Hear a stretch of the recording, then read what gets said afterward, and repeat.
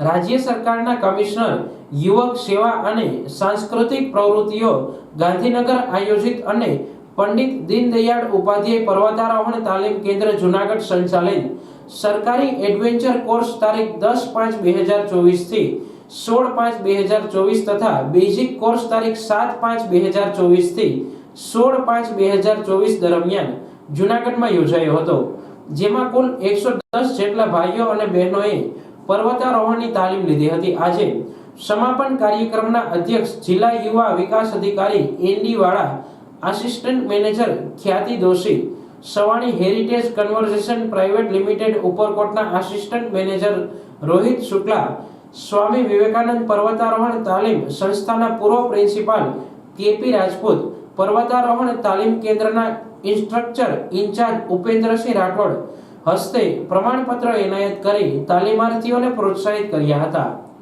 કાર્યક્રમમાં શાબ્દિક સ્વાગત તથા શિબિર અંગેની માહિતી ઉપેન્દ્રસિંહ રાઠોડ ઇન્સ્ટ્રક્ચર ઇન્ચાર્જે આપી હતી।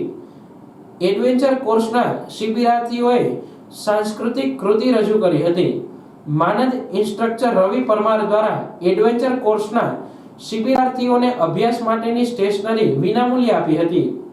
શાબ્દિક ઉદ્બોધનમાં કેપી રાજપૂતે વર્ષમાં ઓછામાં ઓછા 5 વૃક્ષોને વાવી ઉછેરવા અપીલ કરી હતી અને ખ્યાતિ દોશીએ આ શિબિરો થકી જીવનમાં જે તે વાતાવરણને અનુકૂળ થવા વિદ્યાર્થીઓને પ્રેરિત કર્યા હતા।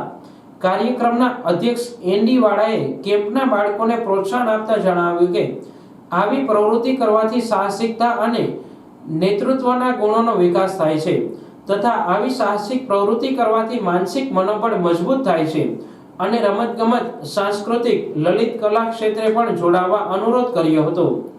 શિબિરાર્થીઓ દ્વારા કેમ્પના અનુભવ વિશે તેમના અભિપ્રાય પણ વ્યક્ત કર્યા હતા। કાર્યક્રમના અંતે આભાર વિધિ માનદ ઇન્સ્ટ્રક્ટર ભરતસિંહ પરમારે કરી હતી। કાર્યક્રમનું સંચાલન બેઝિક કોર્સના શિબિરાર્થી ધકાણ રાજલ સિહોરા જલપાએ કર્યું હતું।